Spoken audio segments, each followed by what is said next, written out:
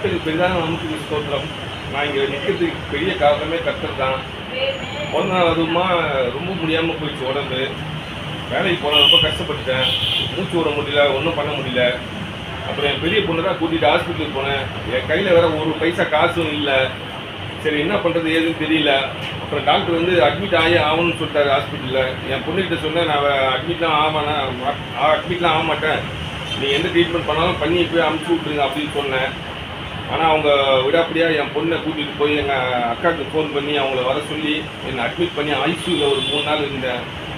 அங்கேருந்து கர்த்தர் தான் என்னை நல்லபடியாக வெளியே கொண்டு வந்தார்.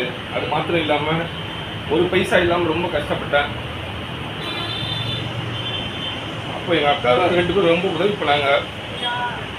அதுவும் இல்லாமல் ஊழியக்காரமாக ஜெபிச்சாங்க. இந்த ஆலயத்தில் இருக்கிற இரவு நேர ஜெபத்தில் எல்லாரும் என்னை தாங்கினாங்க. அதுக்காக கொடான கூடி ஸ்தோத்திரம். எல்லாருக்கும் ரொம்ப நன்றி. ஸ்தோத்திரம் பண்ணுறது.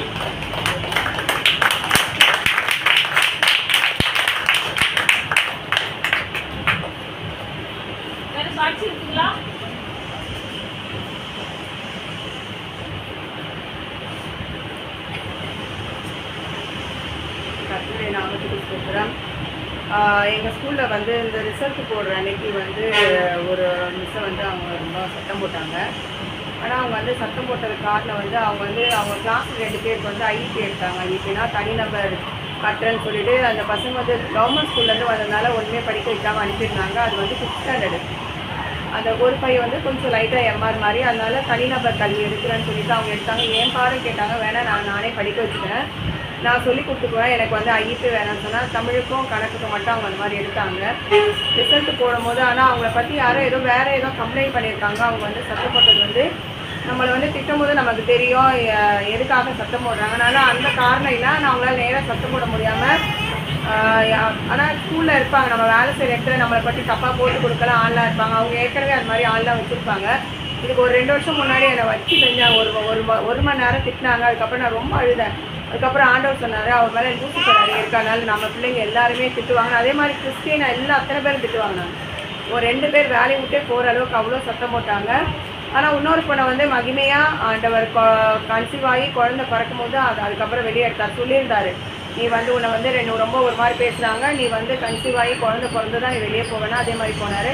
அதுக்கப்புறம் அவர் சத்தம் போட்டோன்னா உடனே வந்து வீட்டுக்கு வந்தோடனே ஃபோன் பண்ணால் நான் வேலையை விட்டு நான் நின்றுவேன் தெரியுமே அப்படின்னு சொன்னால், அது சொல்லாத இல்லை, நீங்கள் எனக்கு வேலை கிடைக்கணும், ப்ரேயர் மட்டும் நீங்கள் பண்ணிக்கோங்கன்னு சொன்னால். அதனால நான் அவள் பேர் எழுதி வச்சு அது மேலே கை வச்சு ஜெபம் பண்ணேன். அந்த வழி நான் வந்து என்னை வந்து நீங்கள் அங்கே தான் இருக்க சொல்லியிருக்காங்க, நீங்கள் என்னை வழி நடத்துறீங்க, எனக்கு அந்த வழி பெருசத்தை நானும் சொல்கிறேன். நான் என்னை 1 மணி நேரம் திட்டிருக்காங்க. இவன் அவங்க ஒவ்வொரு வாக்கியம் சொல்லும் போது வந்து எனக்கு யார் சொல்லியிருப்பா போய் கோல் முட்டிருப்பான்னு எனக்கு தெரியுது. அந்த வாக்கியம் சொல்லும் போதே ஆண்டவர் இவங்க சொன்னாங்க எனக்கு வெளிப்படுத்துறது, அதனால நீ இரு பரவாயில்ல அப்படின்னு.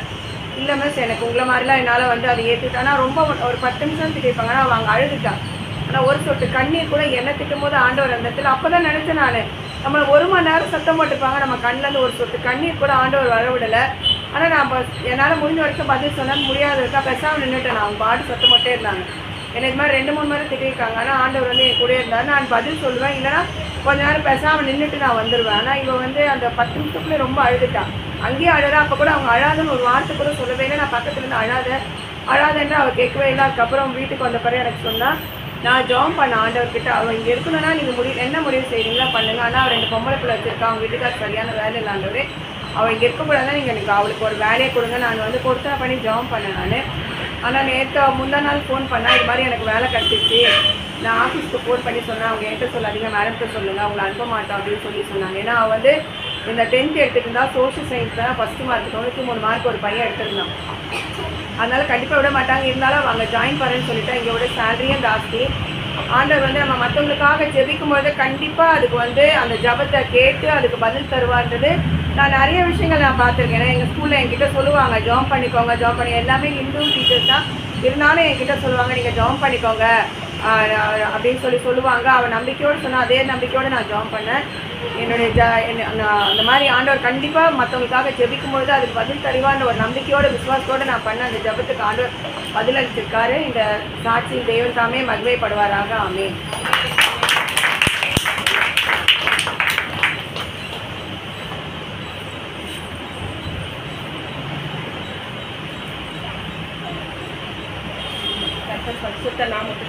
உண்டாவதாக.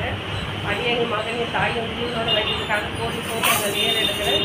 போன மாதம்லாம் எங்கள் கண்மணி போல பாதுகாத்தால் எவ்வளோ போராட்டம் மத்தியில் மத்தியில் வீட்லேயும் ஒரு பிரச்சனை போராட்டமாக இருந்தது. நல்லபடியாக ஆகாசத்துக்காகட்டும் மகனுடைய வேலைக்காகட்டும் அந்த வண்டியில் போகும்போது வரும்போதும் கர்த்தர் கொடுத்த வார்த்தை நானும் நீ பாதுகாக்கிறேன் சொன்ன மாதிரி அவனோட மகன் வேலைக்கு போயிட்டு வர்ற வரைக்கும் நம்ம வீட்டுக்கு வந்து சேர்ற வரைக்கும் எனக்கு மகன் மீதே மனசு அட்டின்னு இருக்கும்.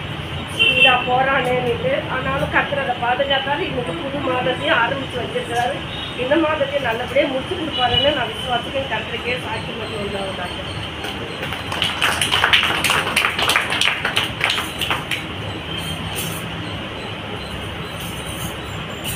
கர்த்தருக்கு ஸ்தோத்திரம். என்னையும் ஒரு சாட்சியானுக்கு கர்த்தருக்கு போடாமல் கொடி சொல்கிறோம். நான் கடலூர்லேருந்து வந்திருக்கேன். எங்கள் பையன் அந்த தெருவில் இருக்கான். நான் இது எங்கள் பாப்பா திட்டுவேன், நான் என்ன பெரிய சர்ச்சுக்கு போகிறேன், உனக்கு கடவுள் எந்த பக்கம் காமிக்கிறேன், ஃபஸ்ட்டு கால் உடஞ்சி, ரெண்டாவது இப்போ உனக்கு கை உடஞ்சிச்சு, இனிமேல் நீ சர்ச்சு பக்கம் போய் பாருவோம், நான் பார்த்துக்குவேன். கடவுள் நம்மளுக்கு கர்த்தர் கை விட மாட்டான்னு சொல்லிட்டு எங்கள் பையன் வந்து நீ கை உடஞ்சிட்டு எப்படியும் அவனை யாருமா பார்த்துக்கோ வந்துருமா வீட்டுக்குன்னு சொன்னால் சரி நான் வந்துட்டேன். வந்து இங்கே அவன் பாவம் சின்ன ஒரு கம்பெனியில் தான் கார் ஓட்டுறான், வண்டி ஓட்டுறான். ஆனால் அந்த அந்த சம்பளத்தில் என்னை வந்து இந்த கடவுள் வந்து 2000 அவனை கடவுளை போய் நான் அந்த கை எக்ஸ்ரே எடுத்து இது பண்ணேன். எலும்பு வந்து உனக்கு போகிறது கஷ்டமா வயசாகிடுது நாங்கள். ஐயோ கத்துறே எனக்கு இந்த காலையே எனக்கு பிளேட் இருக்குது. ஆனால் இதையே எனக்கு கையில் பிளேட் வச்சாத அளவுக்கு எசப்பா நீ தான் எனக்கு உழுப்பது கூட நான் எசப்பா என் கை நல்லா வேண்டாம். இந்த கையெல்லாம் மிஷின் செஞ்சுட்டு வலி தாங்க முடியல. அப்புறம் அங்கேருந்து பணாசிக்கு ஒரு நாள் போனால் அன்றைக்கி 3000 ஆகிடுது. அதோட நம்ம இந்த அங்கே போகக்கூடாது, நம்ம அந்த இதெல்லாம் வச்சு கட்டுவாங்க, பச்சைலாம் வச்சு கட்டுவாங்க, அதுக்கு போயிடுவோம் நம்ம காசெல்லாம் நம்ம கிட்டேன்னு சொல்லிட்டு ஐஸ் பக்கம் பாடிக்கிட்ட ஒரு இடத்துல வந்து இந்த கட்டு போட்டேன். அம்மா நீ 6 கட்டு போடணும் அப்போ தான் நீ எலும்பு கூடும். அது கூட கூடுமா கூடாதுன்னு தெரியாதுமான்னு சொல்லிட்டாங்க. எப்பா எனக்கு இந்த எலும்பு கூட நாண்டவர் எனக்கு இந்த கையில் சில்லு போட்டால் அவன் கை போட்டு இழுக்கும் போதெல்லாம் எனக்கு வலி தாங்க முடியாது. வந்து அந்த பச்சளை மருந்தெல்லாம் போட்டு கட்டினேன். 3வது கட்டுக்கு எக்ஸ்ரே எடுத்துட்டு போன வாரம் கூட இங்கே வந்தேன். நான் 4 வாரமாக வளர்ந்த வாரத்தோட கட்டு போட்டுட்டு எக்ஸ்ரே எடுத்தாங்க. எப்பப்பா எனக்கு எலும்பு குடிங்க, எப்பப்பா எலும்பு குடிங்கன்னு சொல்லிட்டு எக்ஸ்ரே எடுத்து நல்லா காமிச்சேன். அவர்கிட்ட கொஞ்சம் காட்டும் போது எனக்கு எலும்பு கூடி இருக்குமான்னு சொன்னார். கத்திரிக்கு போகிறான்னு எலும்பு போட்டு கஷ்டம் உங்கள்கிட்ட நல்லா தெரியும். ஆனால் எலும்பு கூடிட்டு சொன்னாங்க. நான் போனால் தான் நான் வேலை பார்க்குற ஒரு இடத்துல 1 மாதம் லீவ் போட்டிருக்கேன். எனக்கு அந்த வேலை கிடைக்கணும். இந்த கையும் மறுபடியும் நல்லா எனக்கு வேலை திருப்பி கொஞ்சம் நல்லா மடக்க வரல. நல்லா இப்படியெல்லாம் திருப்பி நான் கொஞ்சம் தான் திருப்ப முடியுது. கடவுளே எனக்கு அப்புறம் இந்த கையை நல்லா திருப்பி வரும். அவன் ஒரு பையன் தான் இருக்கான். நான் நீங்கள் ஃபுல்லாக ஒருத்தன் ஆஸ்பத்திரிக்கு போனான். நேற்று போன வாரம் வந்த மறுநாள் எங்கள் பையனுக்கு இடுப்பு வலி தாங்க முடியல. என்னமோ ஜவ்வு விட்டுச்சு எலும்பு விட்டுச்சுன்ற ஒரு குழந்தைங்க அந்த பிறந்த சின்ன வயசு பையன்தான். ஏசப்பா ஒரு பையன் தான் இருக்கான். எனக்கு 3 பிள்ளைங்க 2 பிள்ளைங்க எடுத்துக்கிட்டு எனக்கு ஒரு பிள்ளை தான் இருக்குது. கடவுளை அவன் ஜீவனை செஞ்சு சொல்லிட்டு வேண்டிட்டு இருந்தேன். பையன் எலும்பு டாக்டர் ஆட்டோவில் சொல்லி எலும்பு டாக்டரை போய் பார்த்துட்டு வந்தா. ஜவ்வு விட்டுருக்கு எலும்பு விட்டுருக்குன்னு சொல்கிறாங்க. கத்தரி எலும்பு என் ஜவ்வு நல்லபடியாக என் பிள்ளைக்கு நல்லா வைக்கணும். அவன் பிள்ளை பையன் ஆசைக்கு சரி நம்ம குக்கர் வைப்போம். இது ஒத்த கையில் மூடிய சாதத்தை நம்ம ஒரு ஆயம் வைக்கணும் வச்சு விட்டேன். நான் குக்கர் வச்சேன் பாருங்க. கொஞ்சம் நல்லா இருந்தது. விசில் வந்து இப்படி தூக்கி விட்டேன். மழை தூக்கி அடிச்சு இப்படி போய் இது வந்து என் தலையிலையும் ஊழல ஒரு பாட்டி ஒரு பக்கத்தில் சின்னதான் இங்கெல்லாம் இருப்பாங்க இருக்கும். என் தலையிலையும் ஊழல அவங்க தலையில் ஒரு நாளும் கத்த நம்மளை கண்மணி போல காக்குறாரு. எல்லா தேவையும் சமைச்சு கொடுத்தாரு. இந்த மாதம் ஃபுல்லாக நான் வேலைக்கும் போல என் ஃபுல்லாக அந்த குழந்தை சம்பளத்தில் எனக்கும் காசு கொடுத்து குடும்பத்தையும் பார்த்துட்டு கத்தர் உதவி செஞ்சு கற்றுக்கு போடான கொடி சோத்துறேன்.